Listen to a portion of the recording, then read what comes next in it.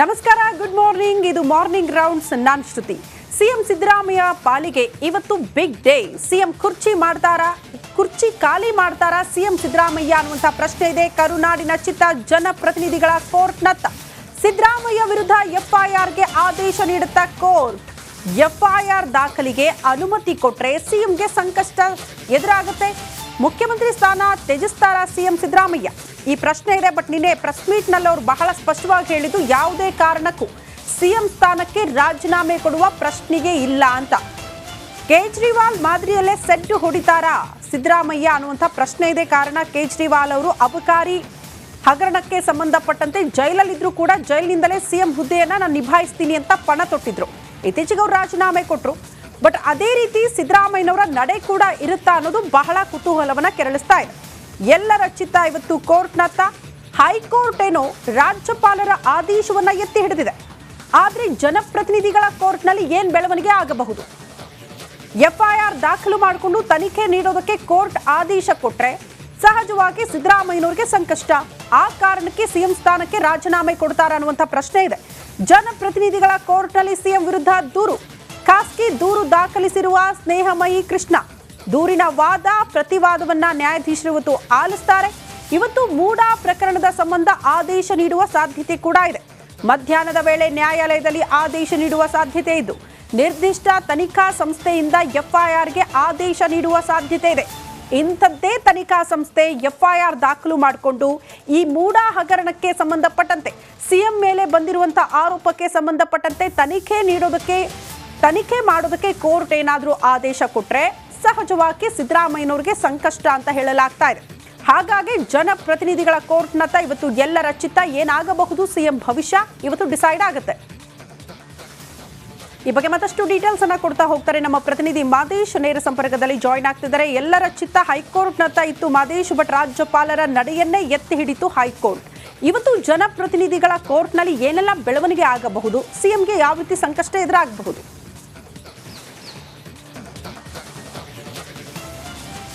ಶ್ರುತಿ, ಈಗಾಗಲೇ ಮೂಡಾ ಹಗರಣಕ್ಕೆ ವಿಚಾರಕ್ಕೆ ಸಂಬಂಧಪಟ್ಟಂತೆ ಹೈಕೋರ್ಟ್ನಲ್ಲಿ ಸಾಕಷ್ಟು ವಾದ ಮತ್ತು ಪ್ರತಿವಾದಗಳಾಯಿತು. ಅದಕ್ಕೂ ಮುಂಚೆ ಜನಪ್ರತಿನಿಧಿ ವಿಶೇಷ ನ್ಯಾಯಾಲಯದಲ್ಲಿ ಸಾಕಷ್ಟು ವಾದ ಮತ್ತು ಪ್ರತಿವಾದಗಳಾಗಿತ್ತು. ಅದಕ್ಕೆ ಸಂಬಂಧಪಟ್ಟಂತೆ ಜನಪ್ರತಿನಿಧಿಗಳ ವಿಶೇಷ ನ್ಯಾಯಾಲಯ ಆದೇಶ ಕೊಡೋದಕ್ಕೂ ಕೂಡ ಮುಂದಾಗಿತ್ತು. ಅಷ್ಟರಲ್ಲೇ ಸಿಎಂ ಸಿದ್ದರಾಮಯ್ಯ ಅವರ ಪರ ವಕೀಲರು ಹೈಕೋರ್ಟ್ಗೆ ರಿಟ್ ಅರ್ಜಿಯನ್ನು ಸಲ್ಲಿಸಿ ಆ ಒಂದು ಆದೇಶವನ್ನು ತಡೆ ಹಿಡಿಯೋದಕ್ಕೆ ಒಂದು ಮಧ್ಯಂತರ ತಡೆಯನ್ನು ತರುವಂಥ ಕೆಲಸವನ್ನು ಮಾಡಿದರು. ನಿನ್ನೆ ಹೈಕೋರ್ಟ್ನಿಂದ ಒಂದು ಮಹತ್ವದ ತೀರ್ಪು ಹೊರಬಂದಿತ್ತು. ಅಂದರೆ ಅವರಿಗೆ ಪ್ರಾಸಿಕ್ಯೂಷನ್ಗೆ ಅನುಮತಿ ನೀಡೋದಕ್ಕೆ ಈಗಾಗಲೇ ರಾಜ್ಯಪಾಲರು ಏನು ಆದೇಶವನ್ನು ನೀಡಿದ್ರು, ಆ ಒಂದು ಆದೇಶವನ್ನು ಹೈಕೋರ್ಟ್ ಎತ್ತಿಡುವಂಥ ಕೆಲಸವನ್ನು ಮಾಡಿತ್ತು. ಇವಾಗ ಅಂದರೆ ನಿನ್ನೆ ಆ ಒಂದು ಆದೇಶ ಹೊರಬಂದಿರುವಂಥ ಬೆನ್ನಲ್ಲೇ ಇವತ್ತು ಜನಪ್ರತಿನಿಧಿಗಳ ವಿಶೇಷ ನ್ಯಾಯಾಲಯದಲ್ಲಿ ಈಗಾಗಲೇ ಈ ಒಂದು ಪ್ರಕರಣಕ್ಕೆ ಸಂಬಂಧಪಟ್ಟಂತೆ ತನಿಖೆ ಆದೇಶ ಮಾಡೋದಕ್ಕೆ ಒಂದು ತನಿಖಾ ಸಂಸ್ಥೆಗೆ ಆದೇಶ ನೀಡಬೇಕಾ ಬೇಡ ಅನ್ನೋದಕ್ಕೆ ಸಂಬಂಧಪಟ್ಟಂತೆ ಒಂದು ಮಹತ್ವದ ಆದೇಶ ಇವತ್ತು ಜನಪ್ರತಿನಿಧಿ ವಿಶೇಷ ನ್ಯಾಯಾಲಯದಲ್ಲಿ ಆದೇಶ ಆಗುವಂಥ ಸಾಧ್ಯತೆ ಇದೆ. ಅದಕ್ಕೂ ಮುನ್ನ ಒಂದು ವೇಳೆ ಅಂದರೆ ಮಧ್ಯಾಹ್ನದ ವೇಳೆಗೆ ಒಂದು ವಿಚಾರಣೆ ಬಂದು ಆದೇಶ ನೀಡುವಂಥ ಸಾಧ್ಯತೆ ಇದೆ. ಅದಕ್ಕೂ ಮುನ್ನ ಒಂದು ವೇಳೆ ಸಿಎಂ ಸಿದ್ದರಾಮಯ್ಯ ಅವರು ಮೇಲ್ಮನವಿಯನ್ನು ಸಲ್ಲಿಸಿದರೆ ಮತ್ತೆ ಈ ಒಂದು ಆದೇಶ ಮುಂದೂಡುವಂಥ ಸಾಧ್ಯತೆ ಇದೆ. ಒಟ್ಟಾರೆಯಾಗಿ ಇಷ್ಟು ದಿನಗಳ ಕಾಲ ಈ ಒಂದು ಪ್ರಕರಣಕ್ಕೆ ಸಂಬಂಧಪಟ್ಟಂತೆ ಸಾಕಷ್ಟು ಬಾರಿ ವಾದ ಮತ್ತು ಪ್ರತಿವಾದಗಳು ನಡೆದಿದೆ.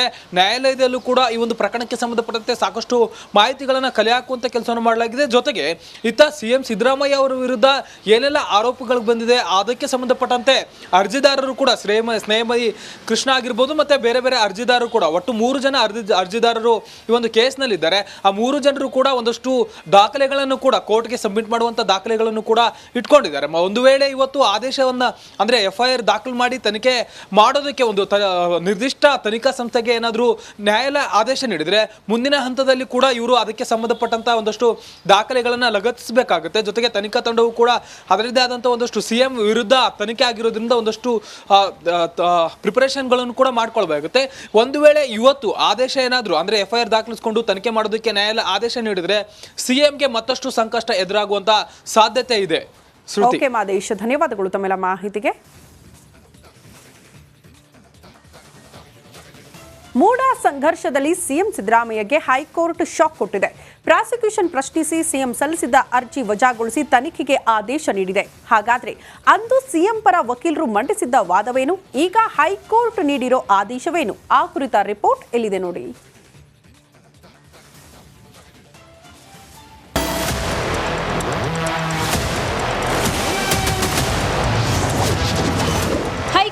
ಸಿದ್ದರಾಮಯ್ಯಗೆ ಭಾರೀ ಹಿನ್ನಡೆ.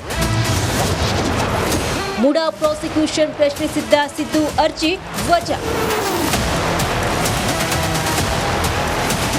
ಮುಡಾ ಹಗರಣದಲ್ಲಿ ಪ್ರಾಸಿಕ್ಯೂಷನ್ ಭೀತಿ ಎದುರಿಸ್ತಾ ಇದ್ದ ಸಿದ್ದರಾಮಯ್ಯಗೆ ಹೈಕೋರ್ಟ್ ಬಿಗ್ ಶಾಕ್ ಕೊಟ್ಟಿದೆ.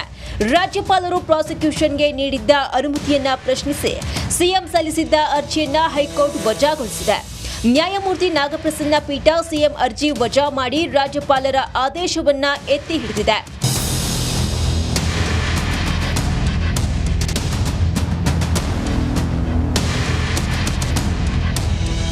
ಹೈಕೋರ್ಟ್ ಯಾವೆಲ್ಲ ಅಂಶಗಳನ್ನ ಪರಿಗಣಿಸಿ ರಾಜ್ಯಪಾಲರ ಆದೇಶ ಎತ್ತಿ ಹಿಡಿದಿದೆ, ಅಂದು ಸಿಎಂ ಪರ ವಕೀಲರು ಮಂಡಿಸಿದ ವಾದವೇನು, ಹೈಕೋರ್ಟ್ ನೀಡಿರುವ ತೀರ್ಪು ಏನು ಅಂತ ಸರಳವಾಗಿಯೇ ವಿವರಿಸ್ತೀವಿ ನೋಡಿ. ಸಿದ್ದರಾಮಯ್ಯಗೆ ಬಿಗ್ ಶಾಕ್. ಮುಡಾ ಹಗರಣದಲ್ಲಿ ಸಿಎಂ ವಿರುದ್ಧ ಪ್ರಾಸಿಕ್ಯೂಷನ್ಗೆ ನೀಡಿರುವ ರಾಜ್ಯಪಾಲರ ಆದೇಶ ತಪ್ಪು ಅಂತ ಸಿಎಂ ಪರ ವಕೀಲರು ವಾದವನ್ನ ಮಂಡಿಸಿದ್ರು. ಆದರೆ ರಾಜ್ಯಪಾಲರ ಕ್ರಮ ಸರಿಯಿದೆ ಅಂತ ಹೈಕೋರ್ಟ್ ಹೇಳಿದೆ. ಸಿಎಂ ವಿರುದ್ಧ ಪ್ರಾಸಿಕ್ಯೂಷನ್ಗೆ ಅನುಮತಿ ನೀಡಬಾರದು ಅಂತ ಸಂಪುಟ ಸಭೆ ಕೊಟ್ಟ ಶಿಫಾರಸನ್ನ ರಾಜ್ಯಪಾಲರು ತಿರಸ್ಕರಿಸಿದ್ರು. ಇದು ತಪ್ಪು ಅಂತ ಸಿಎಂ ಪರ ವಕೀಲರು ವಾದಿಸಿದ್ರು. ಆದರೆ ಹೈಕೋರ್ಟ್ ರಾಜ್ಯಪಾಲರು ತಮ್ಮ ವಿವೇಚನೆ ಬಳಸಿ ತಿರಸ್ಕರಿಸಿದ್ದಾರೆ ಅಂತ ಹೇಳಿದೆ. ಸಿಎಂ ವಿರುದ್ಧ ತನಿಖೆಗೆ ಖಾಸಗಿ ದೂರುದಾರರು ಅನುಮತಿ ಕೋರುವಂತಿಲ್ಲ ಅಂತ ಮನು ಸಿಂಘ್ವಿ ವಾದವನ್ನ ಮಂಡಿಸಿದ್ರು. ಆದರೆ ಹೈಕೋರ್ಟ್ ಖಾಸಗಿ ದೂರುದಾರ ಕೂಡ ಅನುಮತಿಯನ್ನ ಕೋರಬಹುದು ಎಂದಿದೆ. ಇದಲ್ಲದೆ 17ನೇ ಎ ಅಡಿ ಖಾಸಗಿ ದೂರುದಾರರು ಅನುಮತಿ ಕೋರಿದ ಕ್ರಮ ತಪ್ಪು ಅಂತಾನೂ ಸಿಎಂ ವಕೀಲರು ವಾದಿಸಿದ್ರು. ಆದರೆ ಇಂದು ಹೈಕೋರ್ಟ್ 17 ಎ ಅಡಿ ಖಾಸಗಿ ದೂರುದಾರರು ಸಿಎಂ ವಿರುದ್ಧ ತನಿಖೆಗೆ ಅನುಮತಿಯನ್ನ ಕೋರಿದ ಕ್ರಮ ಸರಿ ಅಂತ ರಾಜ್ಯಪಾಲರ ಆದೇಶವನ್ನ ಎತ್ತಿ ಹಿಡಿದಿದೆ. ಹೈಕೋರ್ಟ್ನ ಈ ಮಹತ್ವದ ತೀರ್ಪಿನ ಬೆನ್ನಲ್ಲೇ ಸಿಎಂ ಸಿದ್ದರಾಮಯ್ಯ ಮಾತನಾಡಿದರು. ಹೈಕೋರ್ಟ್ ತನಿಖೆಗಷ್ಟೇ ಅನುಮತಿಯನ್ನು ನೀಡಿದೆ, ಆದರೆ ಪ್ರಾಸಿಕ್ಯೂಷನ್ಗೆ ಅನುಮತಿ ನೀಡಿಲ್ಲ ಅಂತ ಹೇಳಿದ್ದಾರೆ. ಪ್ರಾಸಿಕ್ಯೂಷನ್ಗೆ 218 BNSS ಪ್ರೊಸೀಜರ್ ಕ್ರಿಮಿನಲ್ ಸೆಕ್ಷನ್ ಪ್ರಕಾರ ಕೊಟ್ಟಿಲ್ಲ, ಅದನ್ನ ತಿರಸ್ಕಾರ ಮಾಡಿದ್ದಾರೆ. ಇನ್ನು ಸರಳವಾಗಿಯೇ ಹೇಳೋದಾದ್ರೆ ಮುಡಾ ಹಗರಣದಲ್ಲಿ ಸಿಎಂ ವಿರುದ್ಧ ತನಿಖೆ ಆಗಲಿ, ರಾಜ್ಯಪಾಲರು ಸಿಎಂ ವಿರುದ್ಧ ತನಿಖೆಗೆ ನೀಡಿದ್ದ ಆದೇಶ ಸರಿ ಅನ್ನೋದೇ ಹೈಕೋರ್ಟ್ ಆದೇಶದ ಅಂಶ. ಇದರಿಂದ ಸಿಎಂ ಸಿದ್ದರಾಮಯ್ಯಗೆ ಸಂಕಷ್ಟ ಪಕ್ಕಾ ಪಕ್ಕಾ ಪಕ್ಕಾ. Bureau report, republic Kannada.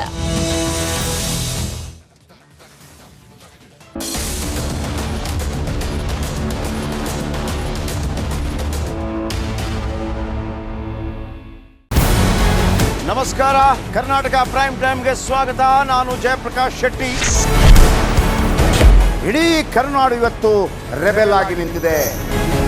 ಈ ಹಗರಣಗಳನ್ನು ಸದನದಲ್ಲಿ ಪ್ರಸ್ತಾಪ ಮಾಡಲು ಕೂಡ ಕಾಂಗ್ರೆಸ್ ಹಿಂದೇಟು ಹಾಕಿದ್ದೇಕೆ?